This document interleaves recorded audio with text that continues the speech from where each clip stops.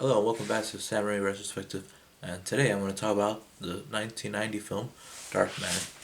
Now, at this point in Samurai's career, he just got back for another hit with Evil Dead 2, so he decided to make another studio picture with Universal. And this time, I'm pretty sure they gave him more creative control, or at least more than they did on Crime Wave, which was not the movie he envisioned, or at least it changed quite a bit with studio interference. Now, Darkman tells the story of Peyton Westlake, who, after a horrific accident, his entire skin is burned off. And what happens is, before the movies, find a way to create human skin. So throughout the movie, he wears the skin of others and his own, recreated by himself, his own skin, so he can be with the love of his life, Julie, played by Frances McDormand. The character of Peyton, played by Liam Neeson. And yes, this movie is great. It's Sam Raimi's first, in a way, superhero movie, because he is super powered, he has super strength, and he has the ability to change his appearance, so that's like kind of his superpowers. This is pre-Spider-Man, about 12 years before he did Spider-Man, and you can see a lot of how he made Spider-Man in this movie, especially with how there's a scene where Peyton's like hanging off a helicopter and swinging around the city, very similar to how Spider-Man swings in his webs. This is Sam Raimi doing the dark thing, and as well as more lighter romantic subplot, and it's kind of like Crime Wave. The romantic thing works a lot better here than in Crime Wave. And the writing's pretty good. It's got like 5 different writers actually. Sam Raimi has a screen credit story, and the writers is more than like 3 writers. Like a lot of writers in this movie.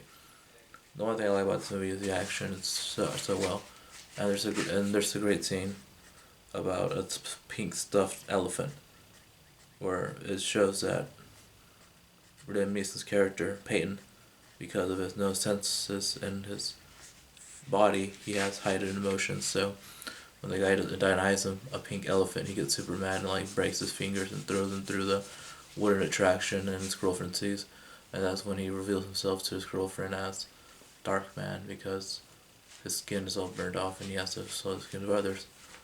And there's a great cameo at the end with Bruce Campbell as this last skin that Darkman wears. So that was a great cameo by Bruce Campbell. Danny Hicks is still in this movie, who was in Evil Dead 2. And he's, like I said, one of my friends on Facebook. And I think he's a great actor, and I really liked him in this movie. He's a very small role, but it's really good. One of the things he does is frames people for crimes, because there are criminals, but he puts them in the spotlight by masquerading as them and making them do stuff where they can get, arrested. But what he wants is revenge. This isn't like a superhero movie where the hero fights for justice. He wants his own righteous justice of revenge, and one could say that's kind of selfish, but he also wants to save his girl Julie when she gets kidnapped. So he does have some heroic moments. And I mean, the movie is just great. It's one of Sam Raimi's best. Darkman's really good. And this was back when superhero movies weren't that great. I mean, Sam Raimi really wanted to do a Shadow movie, but they didn't let him. But they let him have this, so that the Alec Baldwin Shadow movie with no Sam Raimi involvement, so this is what we get instead. And I'm sure you're glad we got this instead of the Sam Raimi Shadow, because I like the idea of this character a lot more than the Shadow. But I think he did an amazing job for his first superhero movie. Alright, if any of you have seen Darkman, please comment below in the comments, and just, alright, I'm gonna have my movie out soon. I'm gonna start shooting probably next month. Alright, see you guys later.